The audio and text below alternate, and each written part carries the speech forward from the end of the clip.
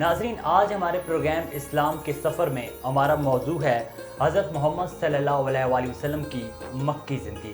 حضرت محمد صلی اللہ علیہ وسلم کی مکی زندگی آخر ہے کیا؟ مختصراً اس کے بارے میں بتائیں گے۔ آپ اہل عرب اور بالخصوص اہل مکہ کے آنکھ کا تارا ہے۔ آپ کا حسن اخلاق، حسن کردار کو دیکھ کر ہر بندہ آپ کا گرویدہ ہے، اور پورے مکے میں آپ کے حسن اخلاق کے چرچے ہیں۔ جس نے بھی آپ کو دیکھا وہ دیکھتا گیا اور آپ کا ہوتا گیا۔